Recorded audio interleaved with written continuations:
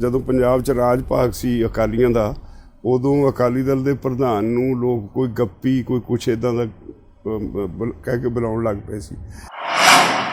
ਇਹ ਮੈਨੂੰ ਲੱਗਦਾ ਬਹੁਤ ਦੇਰ ਲੰਬਾ ਸਮਾਂ ਭਾਜਪਾ ਦੇ ਨਾਲ ਰਹੇ ਆ। ਭਾਜਪਾ ਦੀ ਰਾਜਨੀਤੀ ਝੂਠ ਦੇ ਉੱਤੇ ਆਧਾਰਿਤ ਹੈ।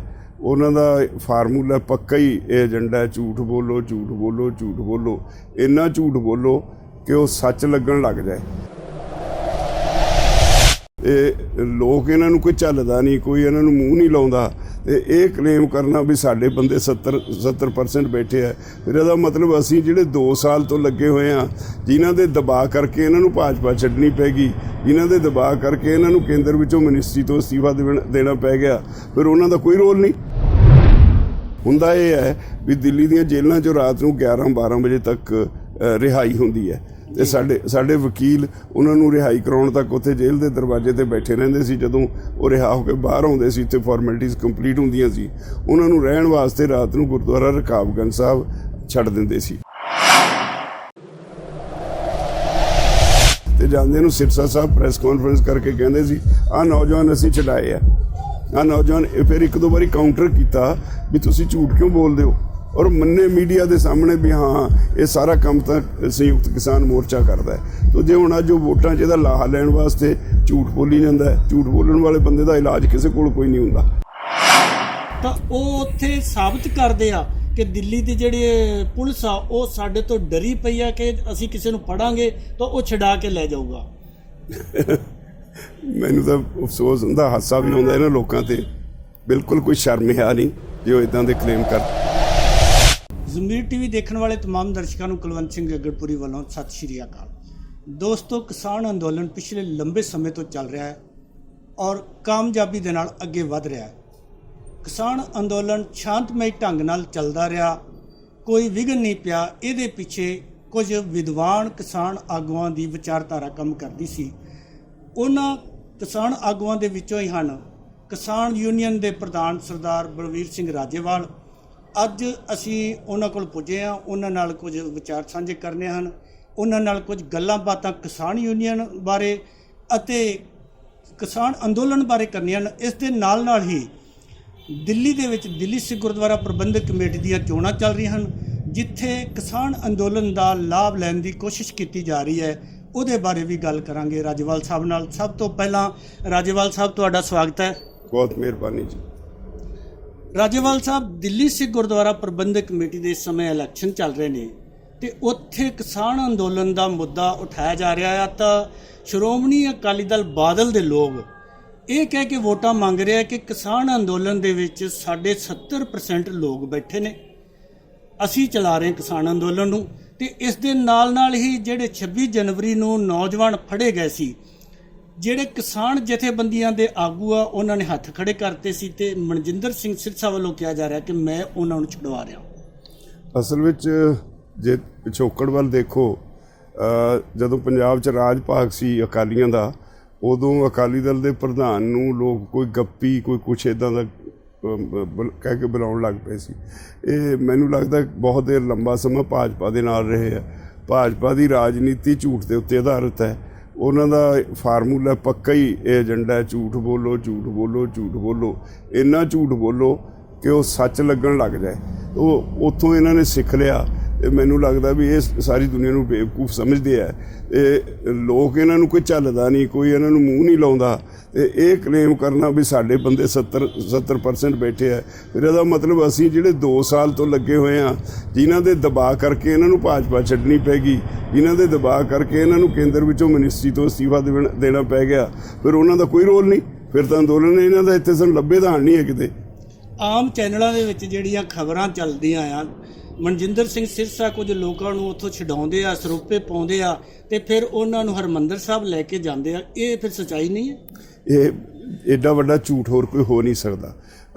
ਅਸਲੀਅਤ ਇਹ ਹੈ ਵੀ ਅਸੀਂ ਇੱਕ ਵਕੀਲਾਂ ਦਾ ਪੈਨਲ ਬਣਾਇਆ, ਉਸ ਪੈਨਲ ਨੇ ਜਾ ਕੇ ਸਾਰੀਆਂ ਕੋਰਟਾਂ 'ਚੋਂ ਕੋਈ 150 ਨੌਜਵਾਨ ਨੇ ਜਿਨ੍ਹਾਂ ਦੀਆਂ ਜ਼ਮਾਨਤਾਂ ਕਰਾਈਆਂ।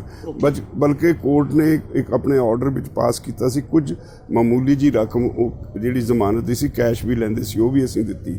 ਜਦੋਂ ਉੱਥੇ ਸਾਰੇ ਨੌਜਵਾਨ ਜੇਲ੍ਹ 'ਚ ਸੀ, ਉਹਨਾਂ ਨੂੰ 3-3 ਹਜ਼ਾਰ ਰੁਪਈਆ ਖਰਚ ਕਰਨ ਵਾਸਤੇ ਵੀ ਅਸੀਂ ਸੰਯੁਕਤ ਕਿਸਾਨ ਮੋਰਚੇ ਵੱਲੋਂ ਦੇ ਕੇ ਆਏ। ਹੁੰਦਾ ਇਹ ਹੈ ਵੀ ਦਿੱਲੀ ਦੀਆਂ ਜੇਲ੍ਹਾਂ 'ਚੋਂ ਰਾਤ ਨੂੰ 11-12 ਵਜੇ ਤੱਕ ਰਿਹਾਈ ਹੁੰਦੀ ਹੈ, ਤੇ ਸਾਡੇ ਵਕੀਲ ਉਹਨਾਂ ਨੂੰ ਰਿਹਾਈ ਕਰਾਉਣ ਤੱਕ ਉੱਥੇ ਜੇਲ੍ਹ ਦੇ ਦਰਵਾਜ਼ੇ ਤੇ ਬੈਠੇ ਰਹਿੰਦੇ ਸੀ। ਜਦੋਂ ਉਹ ਰਿਹਾ ਹੋ ਕੇ ਬਾਹਰ ਆਉਂਦੇ ਸੀ ਤੇ ਫਾਰਮੈਲਿਟੀਜ਼ ਕੰਪਲੀਟ ਹੁੰਦੀਆਂ ਸੀ, ਉਹਨਾਂ ਨੂੰ ਰਹਿਣ ਵਾਸਤੇ ਰਾਤ ਨੂੰ ਗੁਰਦੁਆਰਾ ਰਕਾਬਗੰਜ ਸਾਹਿਬ ਛੱਡ ਦਿੰਦੇ ਸੀ। ਫਿਰ ਦੂਜੇ ਦਿਨ ਜਦ ਨੂੰ ਪ੍ਰੈਸ ਕਾਨਫਰੰਸ ਦਾ ਵੇਲਾ ਹੁੰਦਾ ਸੀ, ਉਹ ਵਿਚਾਰੇ ਸਾਰਾ ਦਿਨ ਸਾਰੀ ਰਾਤ ਹੱਫਦੇ ਹੋਏ ਵਕੀਲ ਨੈਚੁਰਲੀ ਫਿਰ ਦੂਜੇ ਦਿਨ ਥੋੜ੍ਹਾ ਲੇਟ ਹੋ ਜਾਂਦੇ ਸੀ, ਤੇ ਜਾਂਦੇ ਨੂੰ ਸਿਰਸਾ ਸਾਹਿਬ ਪ੍ਰੈਸ ਕਾਨਫਰੰਸ ਕਰਕੇ ਕਹਿੰਦੇ ਸੀ, ਆਹ ਨੌਜਵਾਨ ਅਸੀਂ ਛਡਾਏ ਆ ਨੌਜਵਾਨ। ਫਿਰ ਇੱਕ ਦੋ ਵਾਰੀ ਕਾਊਂਟਰ ਕੀਤਾ ਵੀ ਤੁਸੀਂ ਝੂਠ ਕਿਉਂ ਬੋਲਦੇ ਹੋ, ਔਰ ਮੰਨੇ ਮੀਡੀਆ ਦੇ ਸਾਹਮਣੇ ਵੀ ਹਾਂ ਇਹ ਸਾਰਾ ਕੰਮ ਤਾਂ ਸੰਯੁਕਤ ਕਿਸਾਨ ਮੋਰਚਾ ਕਰਦਾ ਹੈ। ਤਾਂ ਜੇ ਹੁਣ ਅੱਜ ਉਹ ਵੋਟਾਂ 'ਚ ਇਹਦਾ ਲਾਹਾ ਲੈਣ ਵਾਸਤੇ ਝੂਠ ਬੋਲੀ ਜਾਂਦਾ ਹੈ, ਝੂਠ ਬੋਲਣ ਵਾਲੇ ਬੰਦੇ ਦਾ ਇਲਾਜ ਕਿਸੇ ਕੋਲ ਕੋਈ ਨਹੀਂ ਹੁੰਦਾ। ਇਹਦੇ ਵਿੱਚ ਕੋਈ ਸੱਚਾਈ ਨਹੀਂ, ਰੱਤੀ ਪਰ ਕੋਈ ਸੱਚਾਈ ਨਹੀਂ ਜਿਹੜਾ ਕੁਛ ਉਹ ਕਲੇਮ ਕਰਦੇ ਆ। ਟੋਟਲ ਕੰਮ ਜਿਹੜਾ ਨੌਜਵਾਨਾਂ ਦੀ ਰਿਹਾਈ ਦਾ ਸਾਰਾ ਸਾਡੇ ਵਕੀਲਾਂ ਦੇ ਪੈਨਲ ਨੇ ਕਰਾਇਆ, ਔਰ ਇੱਥੇ ਅਸੀਂ ਸਟੇਜ ਦੇ ਪਿੱਛੇ ਇੱਕ ਵਕੀਲ ਬਿਠਾਈ ਰੱਖਿਆ। ਜਿੰਨੇ ਬੱਚੇ ਅੰਦਰ ਸੀ ਉਹਨਾਂ ਦੇ ਪੇਰੈਂਟਸ ਨੂੰ ਕਿਹਾ ਸੀ, ਇੱਥੋਂ ਤੇ ਡਿਕਲੇਅਰ ਕੀਤਾ ਸੀ ਵੀ ਵਕਾਲਤਨਾਮਾ ਇੱਥੇ ਆ ਕੇ ਸਾਈਨ ਕਰ ਲਿਓ। ਇੱਥੇ ਆ ਕੇ ਉਹਨਾਂ ਨੂੰ ਤਾਂ ਇਹ ਵੀ ਨਹੀਂ ਪਤਾ ਹੋਣਾ ਵੀ ਕਿਹੜੇ ਮੁੰਡੇ ਅਸੀਂ ਛਡਾਏ ਆ। ਉਹ ਤਾਂ ਇਹ ਆ ਵੀ ਸਵੇਰੇ ਪ੍ਰੈਸ ਕਾਨਫਰੰਸ ਕਰਕੇ ਆਪਣਾ ਚਿਹਰਾ ਦਿਖਾ ਦਿੰਦੇ ਸੀ, ਕਲੇਮ ਕਰ ਲੈਂਦੇ ਸੀ। ਜਦੋਂ ਅਸੀਂ ਪੜ੍ਹਿਆ ਵੀ ਇਹ ਕੀ ਕਰਦੇ ਹੋ, ਤੇ ਫਿਰ ਮੰਨ ਗਏ ਵੀ ਹਾਂ ਇਹ ਤਾਂ ਸਾਰਾ ਕੁਝ ਕਿਸਾਨ ਮੋਰਚੇ ਵਾਲੇ ਕਰਦੇ ਨੇ। ਮੈਨੂੰ ਅਫਸੋਸ ਹੈ ਜੇ ਇਸ ਗੱਲ ਨੂੰ ਉਹ ਵੋਟਾਂ ਵਾਸਤੇ ਵਰਤਦੇ ਆ। ਇਹ ਕਿਸਾਨ ਅੰਦੋਲਨ ਹੈ, ਉਹਨਾਂ ਨੂੰ ਐਡੀ ਹੋਚੀ ਸਿਆਸਤ ਕਰਨੀ ਨਹੀਂ ਚਾਹੀਦੀ। ਇਹ ਜਿਹੜੀਆਂ ਪਬਲਿਕ ਮੀਟਿੰਗਾਂ ਹੁੰਦੀਆਂ ਉੱਥੇ ਇੱਕੋ ਇੱਕ ਮੁੱਦਾ ਹੁੰਦਾ ਆ ਕਿ ਅਸੀਂ ਕਿਸਾਨ ਯੂਨੀਅਨ ਜਿਹੜੇ ਹੱਥ ਖੜੇ ਕਰ ਗਈ ਸੀ, ਅਸੀਂ ਨੌਜਵਾਨਾਂ ਨੂੰ ਛਡਾ ਰਹੇ ਹਾਂ, ਤਾਂ ਉਹ ਉੱਥੇ ਸਾਬਤ ਕਰਦੇ ਆ ਕਿ ਦਿੱਲੀ ਦੀ ਜਿਹੜੀ ਪੁਲਿਸ ਆ ਉਹ ਸਾਡੇ ਤੋਂ ਡਰੀ ਪਈ ਆ ਕਿ ਅਸੀਂ ਕਿਸੇ ਨੂੰ ਫੜਾਂਗੇ ਤਾਂ ਉਹ ਛਡਾ ਕੇ ਲੈ ਜਾਊਗਾ। ਮੈਨੂੰ ਤਾਂ ਅਫਸੋਸ ਹੁੰਦਾ, ਹਾਸਾ ਵੀ ਆਉਂਦਾ ਇਹਨਾਂ ਲੋਕਾਂ ਤੇ। ਬਿਲਕੁਲ ਕੋਈ ਸ਼ਰਮ ਹੈ ਨਹੀਂ ਜੇ ਉਹ ਇੱਦਾਂ ਦੇ ਕਲੇਮ ਕਰਦਾ। ਮੈਨੂੰ ਨਹੀਂ ਪਤਾ ਉਹ ਕਲੇਮ ਕਰਦਾ ਕਿ ਨਹੀਂ। ਜੋ ਤੁਸੀਂ ਕਹਿੰਦੇ ਜੋ ਇਹ ਕਲੇਮ ਕਰਦਾ, ਇਦੋਂ ਵੱਡੀ ਬੇਹਯਾਈ ਹੋਰ ਕੋਈ ਹੋ ਨਹੀਂ ਸਕਦੀ। ਔਰ ਅਸਲੀਅਤ ਇਹ ਹੈ ਬਈ ਉਹ ਸਾਨੂੰ ਇੱਥੇ ਮੋਰਚੇ ਤੇ ਕਦੇ ਲੱਭੇ ਨਹੀਂ ਹੋ। ਹਰਜਿੰਦਰ ਸਿੰਘ ਸਿਰਸਾ ਦੀ ਅਸੀਂ ਇੱਥੇ 4.5 ਮਹੀਨੇ ਤੋਂ ਬੈਠੇ ਹਾਂ, ਕਦੇ ਮੈਂ ਨਹੀਂ ਸ਼ਕਲ ਦੇਖੀ, ਮੇਰੇ ਸਾਥੀਆਂ ਨੇ ਨਹੀਂ। ਇੱਥੇ ਟੀਵੀ ਤੇ ਤਾਂ ਦੇਖ ਲਿਆ ਹੋਈ, ਅਖਬਾਰ 'ਚ ਫੋਟੋ ਦੇਖ ਲਈ ਹੋਣੀ ਹੈ, ਇੱਥੇ ਅਸੀਂ ਕਦੇ ਸ਼ਕਲ ਨਹੀਂ ਦੇਖੀ, ਨਾ ਕਦੇ ਸੁਖਵੀਰ ਬਾਦਲ ਦੇ। ਮੈਂ ਤੁਹਾਨੂੰ ਇੱਕ ਇੰਟਰਸਟਿੰਗ ਗੱਲ ਦੱਸਦਾ, ਜਦੋਂ ਹਾਲੇ ਆਰਡੀਨੈਂਸ ਜਾਰੀ ਨਹੀਂ ਸੀ ਹੋਏ, ਮੈਨੂੰ ਇਹ 2017 ਸ਼ੱਕ ਪਿਆ ਸੀ ਵੀ ਇਹ ਜ਼ਮੀਨਾਂ ਖੋਹਣ ਵਾਲੇ ਪਾਸੇ ਨੂੰ ਵਧਣਗੇ। ਮੈਂ ਉਦੋਂ ਡਾਕੂਮੈਂਟਰੀ ਐਵੀਡੈਂਸ ਇਕੱਠੀ ਕਰਦਾ ਰਿਹਾ। ਇੱਕ 17 ਫਰਵਰੀ 2020 ਨੂੰ ਮੈਂ ਸੈਮੀਨਾਰ ਬੁਲਾਇਆ ਚੰਡੀਗੜ੍ਹ 'ਚ, ਉਹਦੇ 'ਚ ਸਾਰੀਆਂ ਪਾਰਟੀਆਂ ਦੇ ਲੀਡਰ ਸੱਦੇ, ਤੇ ਨਾਲ ਉਹਨਾਂ ਦੇ ਹਰੇਕ ਦੇ ਨਾਲ ਕੋਈ MLA ਸੀ। ਇਹਨਾਂ ਦੇ ਬਲਵਿੰਦਰ ਸਿੰਘ ਭੂੰਦੜ ਆਏ ਸੀ, ਡਾਕਟਰ ਦਲਜੀਤ ਸਿੰਘ ਚੀਮਾ, ਦਰਬਾਰਾ ਸਿੰਘ ਗੁਰੂ, ਕੁਛ ਹੋਰ MLA ਸੀ। ਇੱਦਾਂ ਭਾਜਪਾ ਵੱਲੋਂ ਹਰਜੀਤ ਸਿੰਘ ਗਰੇਵਾਲ ਸੀ, ਇਹਨਾਂ ਦੇ ਆਮ ਆਦਮੀ ਪਾਰਟੀ ਦੇ ਹਰਪਾਲ ਸਿੰਘ ਚੀਮਾ ਤੇ ਉਹਨਾਂ ਦੇ ਨਾਲ ਕੋਈ 5-7 MLA ਸੀ। ਕਾਂਗਰਸ ਵੱਲੋਂ ਸੁਨੀਲ ਜਾਖੜ ਤੇ ਉਹਨਾਂ ਦੇ ਇੱਕ ਨਾਗਰਾ ਤੇ ਕੁਛ ਹੋਰ ਮੈਨੂੰ ਯਾਦ ਨਹੀਂ, 9 MLA ਸੀ, ਸਾਰੇ ਸੀ। ਇਹਨਾਂ ਨੂੰ ਉਹ ਡਾਕੂਮੈਂਟ ਦੇ ਕੇ ਕਿਹਾ ਸੀ ਵੀ ਪਹਿਲਾਂ ਇਹਨਾਂ ਨੂੰ ਪੜ੍ਹੋ, ਫਿਰ ਸਵਾਲਾਂ ਦੇ ਜਵਾਬ ਦਿਓ। ਮੈਂ ਇੱਕ ਸਵਾਲ ਕੀਤਾ ਵੀ ਤੁਹਾਡੀ ਸਰਕਾਰ ਹੈ, ਜਾਖੜ ਨੂੰ ਵੀ ਤੁਹਾਡੀ ਸਰਕਾਰ ਹੈ, ਆਹ ਡਾਕੂਮੈਂਟ ਪੜ੍ਹ ਕੇ ਦੱਸੋ ਬਈ ਕਿੰਨੀ ਦੇਰ MSP ਜਾਰੀ ਰਹੂ, ਸਰਕਾਰ ਕਿੰਨੀ ਕਾਹਲੀ ਹੈ ਭੱਜਣ ਨੂੰ ਇਹ ਤੋਂ। ਤੇ ਉਹਨੇ ਮੇਜ਼ ਤੇ ਹੱਥ ਮਾਰ ਕੇ 3 ਵਾਰੀ ਕਿਹਾ MSP ਗਈ, MSP ਗਈ, MSP ਗਈ। ਅਗਲੀ ਗੱਲ ਉਹ ਕਹਿੰਦਾ, ਉਹ ਬੜੀ ਇੰਪੋਰਟੈਂਟ ਗੱਲ ਉਹਨੇ ਕਹੀ, ਕਿਉਂਕਿ ਮੈਂ ਹਰ ਛਮਾਈ ਜਾਂ ਕਿਸਾਨ ਪਾਰਲੀਮੈਂਟ ਦੇ ਨਾਂ 'ਤੇ, ਕਿ ਵਰਕਸ਼ਾਪ ਦੇ ਨਾਂ 'ਤੇ, ਜਾਂ ਕਿਸੇ ਸੈਮੀਨਾਰ ਦੇ ਨਾਂ 'ਤੇ ਸਾਰੀਆਂ ਪਾਰਟੀਆਂ ਦੇ ਲੀਡਰਾਂ ਨੂੰ ਸੱਦ ਕੇ ਉਹਨਾਂ 'ਤੇ ਸਵਾਲ ਕਰਿਆ ਕਰਦੇ ਹਾਂ, ਲੋਕਾਂ ਦੀ ਹਾਜ਼ਰੀ 'ਚ ਕਰਦੇ ਹਾਂ। ਅਤੇ ਉਹ ਮੇਜ਼ 'ਤੇ ਹੱਥ ਮਾਰ ਕੇ ਕਹਿੰਦਾ ਵੀ ਆਹ ਬੰਦਾ ਮੇਰੇ ਵੱਲ ਇਸ਼ਾਰਾ ਕਰਕੇ ਆਪਾਂ ਨੂੰ ਹਰ ਛਮਾਈ ਇਕੱਠੇ ਕਰ ਲੈਂਦਾ, ਇਹ ਸਵਾਲ ਕਰਦਾ, ਆਪਾਂ ਕੁਛ ਨਾ ਕੁਛ ਉਲਟਾ ਸਿੱਧਾ ਜਵਾਬ ਦੇ ਕੇ ਪਿੱਛਾ ਛਡਾ ਕੇ ਤੁਰ ਜਾਂਦੇ ਹਾਂ। ਪਰ ਜਿਹੜੇ ਅੱਜ ਸਵਾਲ ਇਹਨੇ ਕੀਤੇ ਹੈ ਇਹ ਬਹੁਤ ਗੰਭੀਰ ਨੇ। ਜੇ ਸਾਰੇ ਇਕੱਠੇ ਹੋ ਕੇ ਲੜਾਂਗੇ ਤਾਂ ਪੰਜਾਬ ਬਾਜੂ ਨੇ, ਪੰਜਾਬ ਤਬਾਹ ਹੋ ਜੂ, ਇਹਨੇ ਨਹੀਂ ਬਚਣਾ। ਔਰ ਉਦੋਂ ਹੀ ਬਲਵਿੰਦਰ ਸਿੰਘ ਭੂੰਦੜ ਜਿਹੜੇ ਇਹਨਾਂ ਦੇ ਰਾਜ ਸਭਾ ਮੈਂਬਰ ਵੀ ਨੇ, ਪੁਰਾਣੇ ਵੱਡੇ ਲੀਡਰ ਨੇ, ਉਹਨਾਂ ਨੇ ਧੱਕੇ ਨਾਲ ਮਾਈਕ ਫੜ ਕੇ ਕਿਹਾ ਮੈਨੂੰ ਬੇਂਡੀ ਲਾਓ। 17 ਫਰਵਰੀ 2020 ਤੋਂ ਬਾਅਦ ਅੱਜ ਤੱਕ ਬੇਂਡੀ ਲੱਗਣ ਵਾਲਾ ਮੈਨੂੰ ਤਾਂ ਲੱਭਿਆ ਨਹੀਂ। ਫਿਰ ਮੋਰਚਾ ਕਿੱਥੋਂ ਚਲਾਉਂਦੇ ਨੇ ਜਿਹੜੇ ਕਹਿੰਦੇ ਨੇ ਅਸੀਂ ਮੋਰਚਾ ਚਲਾਉਂਦੇ ਹਾਂ, ਮੈਨੂੰ ਤਾਂ ਇਹ ਲੱਭੇ ਹੀ ਨਹੀਂ ਅੱਜ ਤਾਈਂ। ਜਦੋਂ ਬਿੱਲ ਪੇਸ਼ ਹੋਏ, ਕਾਨੂੰਨ ਬਣੇ, ਆਰਡੀਨੈਂਸ ਪੇਸ਼ ਹੋਏ, ਉਦੋਂ ਤੱਕ ਅਕਾਲੀ ਦਲ ਨੇ ਹੱਕ 'ਚ ਵੋਟਾਂ ਪਾਈਆਂ। ਬਾਅਦ 'ਚ ਪ੍ਰਕਾਸ਼ ਸਿੰਘ ਬਾਦਲ ਆਪਣੇ ਫੇਸਬੁੱਕ ਪੇਜ ਦੇ ਉੱਤੇ ਆ ਕੇ ਉਹਨਾਂ ਨੇ ਕਿਹਾ ਕਿ ਕਿਸਾਨ ਯੂਨੀਅਨਾਂ ਬੇਮਤਲਬ ਤੋਂ ਰੌਲਾ ਪਾ ਰਹੀਆਂ ਨੇ, ਇਹ ਜਿਹੜੇ ਕਾਨੂੰਨ ਬਣਨ ਜਾ ਰਹੇ ਨੇ ਇਹ ਕਿਸਾਨਾਂ ਦੇ ਹੱਕ ਵਿੱਚ ਨੇ। ਦੇਖੋ ਮੈਨੂੰ ਅਫਸੋਸ ਹੈ ਵੀ ਜਿਹੜਾ ਉਹ ਕਲੇਮ ਕਰਦੇ ਨੇ ਇਹਦੇ ਕਰਕੇ ਮੈਨੂੰ ਬੋਲਣਾ ਪੈ ਰਿਹਾ, ਨਹੀਂ ਮੈਂ ਸ਼ਾਇਦ ਇਹ ਗੱਲ ਨਾ ਓਪਨ ਕਰਦਾ। ਇਹ ਜਦੋਂ ਆਰਡੀਨੈਂਸ ਜਾਰੀ ਹੋਏ ਉਸ ਵੇਲੇ ਸੁਖਬੀਰ ਬਾਦਲ ਨੇ 2 ਘੰਟੇ ਮੇਰੇ ਨਾਲ ਸਿਟਿੰਗ ਕੀਤੀ। ਸੁਖਬੀਰ ਬਾਦਲ ਸੀ, ਡਾਕਟਰ ਚੀਮਾ ਸੀ, ਮਜੀਠੀਆ ਸੀ, ਇਹ 4-5 ਲੀਡਰ ਸੀ। 2 ਘੰਟੇ ਇੱਕ ਕਮਰੇ 'ਚ ਅਲੱਗ ਬਹਿ ਕੇ ਕੱਲੇ ਸੈਕਸ਼ਨ ਤੇ ਮੈਂ ਇਹਨਾਂ ਨੂੰ ਸਮਝਾਇਆ ਵੀ ਬੜੇ ਮਾਰੂ ਕਾਨੂੰਨ ਨੇ, ਇਹ ਜਿਹੜੇ ਨੇ ਤੁਸੀਂ ਉੱਥੇ ਉਹਨਾਂ ਨੂੰ ਰੋਕੋ। ਇਹ ਕਹਿੰਦੇ ਆ ਵੀ ਅਸੀਂ ਕੀ ਕਰੀਏ? ਮੈਂ ਕਿਹਾ ਜਾਂ ਤਾਂ ਇਹਨਾਂ ਨੂੰ ਰੋਕੋ, ਜੇ ਨਹੀਂ ਰੋਕ ਸਕਦੇ ਤਾਂ ਉਹਨਾਂ ਦਾ ਪਿੱਛਾ ਛੱਡ ਦਿਓ ਭਾਜਪਾ ਵਾਲਿਆਂ ਦਾ, ਇਹ ਤੁਹਾਨੂੰ ਵੀ ਲੈ ਡੁੱਬਣਗੇ। ਗੱਲ ਇਹਨਾਂ ਨੂੰ ਸਮਝ ਨਹੀਂ ਪਈ। ਫਿਰ ਉਹ ਤੋਂ ਬਾਅਦ ਜਦੋਂ ਪ੍ਰੈਸ਼ਰ ਬਿਲਡ ਹੋਇਆ ਫਿਰ ਮੈਨੂੰ ਬੁਲਾ ਕੇ ਪੁੱਛਦੇ ਆ ਵੀ ਕੀ ਕਰੀਏ। ਤੇ ਮੈਂ ਦੂਜੀ ਵਾਰੀ ਮੈਂ ਇਹਨਾਂ ਦੀ ਸ਼ਰਤ 'ਤੇ ਨਹੀਂ ਗਿਆ। ਮੈਂ ਕਿਹਾ ਵੀ ਮੈਂ ਤੁਹਾਡੇ ਦਫ਼ਤਰ ਨਹੀਂ ਆਉਣਾ, ਮੈਂ ਜਿੱਥੇ ਕਹੂੰ ਉੱਥੇ ਮਿਲਾਂਗੇ। ਅਸੀਂ ਕਿਸੇ ਦੇ ਘਰ ਮਿਲੇ ਉੱਥੇ। ਫਿਰ ਇਹ ਸੁਖਬੀਰ ਬਾਦਲ ਹੋਣੀ ਨਾਲ ਇਹਨਾਂ ਦੇ 2-3 ਇਹਨਾਂ ਦੇ ਲੀਡਰ ਉੱਥੇ ਬੈਠੇ ਨੇ। ਤੇ ਮੈਂ ਇਹਨਾਂ ਨੂੰ ਕਿਹਾ ਤੁਹਾਡੇ ਕੋਲ ਕੋਈ ਰਸਤਾ ਨਹੀਂ, ਇੱਕੋ ਰਸਤਾ ਹੈ ਵੀ ਜਾਂ ਤਾਂ ਕੁਰਸੀ ਲੈ ਲਓ ਜਾਂ ਲੋਕ ਲੈ ਲਓ, ਦੋਨਾਂ 'ਚੋਂ ਇੱਕ ਪਸੰਦ ਕਰ ਲਓ। ਜੇ ਲੋਕ ਚਾਹੀਦੇ ਆ ਤਾਂ ਲੋਕਾਂ ਨਾਲ ਖੜ੍ਹ ਜਾਓ, ਜੇ ਲੋਕਾਂ ਨਾਲ ਨਹੀਂ ਖੜਨਾ ਤਾਂ ਕੁਰਸੀ ਆਨੰਦ ਮਾਣਦੇ ਹੋ ਮਾੜੀ ਜਾਓ। ਤੇ ਦੂਸਰੀ ਗੱਲ ਮੈਂ ਉਹਨੂੰ ਇਹ ਵੀ ਕਿਹਾ ਵੀ ਤੁਹਾਡੇ ਕੋਲ ਕੋਈ ਰਸਤਾ ਨਹੀਂ, ਤੁਸੀਂ ਕੁਰਸੀ ਛੱਡ ਕੇ NDA ਤੋਂ ਬਾਹਰ ਆ ਜਾਓ ਜੇ ਆਪਣਾ ਆਪ ਬਚਾਉਣਾ ਤਾਂ, ਹੋਰ ਕੋਈ ਰਸਤਾ ਨਹੀਂ। ਜਦੋਂ ਉੱਠ ਕੇ ਮੈਂ ਆਉਣ ਲੱਗਿਆ ਮੈਨੂੰ ਕਹਿੰਦੇ ਹੋਰ ਕੋਈ ਰਸਤਾ ਨਹੀਂ। ਮੈਂ ਕਿਹਾ ਕੋਈ ਰਸਤਾ ਨਹੀਂ, ਇੱਕੋ ਰਸਤਾ ਹੈ, ਜਾਂ ਲੋਕਾਂ ਨੂੰ ਚੁਣ ਲਓ ਜਾਂ ਕੁਰਸੀ ਚੁਣ ਲਓ।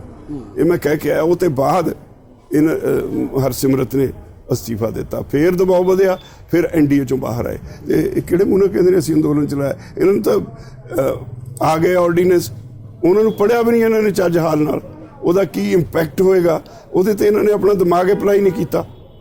ਤੋ ਇਹ ਤਾਂ ਜਿਹਦੇ ਨਾਲ ਬੀਤਦੀ ਹੈ ਨਾ ਉਹਨੂੰ ਪਤਾ ਸਾਡਾ ਮੁੱਦਾ ਹੈ। ਅਸੀਂ ਇਹਨੂੰ ਸਟੱਡੀ ਕੀਤਾ ਔਰ ਅਸੀਂ ਇਹਨੂੰ ਹਾਈਲਾਈਟ ਕੀਤਾ। ਅਨੇਕਾਂ ਮੈਂ ਆਰਟੀਕਲ ਲਿਖੇ ਅਜੀਤ ਅਖਬਾਰ 'ਚ ਲੋਕਾਂ ਨੂੰ ਐਜੂਕੇਟ ਕਰਨ ਲਈ, ਬੜੀ ਵਾਰੀ ਲਿਖ ਕੇ ਲੋਕਾਂ ਨੂੰ ਤਿਆਰ ਕੀਤਾ। ਇਹ ਮੋਰਚਾ ਇੱਕ ਦਿਨ ਵਿੱਚ ਨਹੀਂ ਖੜਾ ਹੋ ਗਿਆ, ਇਹਨੂੰ 2 ਸਾਲ ਲੱਗੇ ਨੇ ਪੂਰਾ ਮੋਰਚੇ ਦੀ ਤਿਆਰੀ ਕਰਨ ਨੂੰ, ਲੋਕਾਂ ਵਿੱਚ ਸਾਰੀ ਅਵੇਅਰਨੈਸ ਲਿਆਉਣ ਵਾਸਤੇ ਵੀ ਤੁਹਾਡੇ ਨਾਲ ਕੀ ਹੋਣ ਵਾਲਾ ਹੈ। 2 ਸਾਲ ਤੋਂ ਮੈਂ ਲਗਾਤਾਰ ਅਖਬਾਰਾਂ 'ਚ ਲਿਖ ਕੇ ਫਿਰ 24 ਫਰਵਰੀ ਇੱਕ ਹਫ਼ਤਾ ਬਾਅਦ 24 ਫਰਵਰੀ 2020 ਨੂੰ ਅਸੀਂ ਇੱਕ ਹਫ਼ਤਾ ਬਾਅਦ ਇੱਥੇ ਚੰਡੀਗੜ੍ਹ 'ਚ ਰੈਲੀ ਰੱਖੀ। ਚੰਡੀਗੜ੍ਹ ਐਡਮਿਨਿਸਟ੍ਰੇਸ਼ਨ ਨੇ ਹੈ ਤਾਂ ਇਹਨਾਂ ਦੀ ਉਹ ਭਾਈਵਾਲੀ ਸੀ ਨਾ, ਭਾਜਪਾ ਦੀ ਸਰਕਾਰ ਹੈ ਉੱਥੇ, UT ਐਡਮਿਨਿਸਟ੍ਰੇਸ਼ਨ ਇਹਨਾਂ ਦਾ ਹੀ ਹੈ। ਸਾਨੂੰ ਪਹਿਲਾਂ ਤਾਂ ਪਰਮਿਸ਼ਨ ਦੇ ਦਿੱਤੀ ਵੀ ਰੈਲੀ ਕਰ ਲਓ।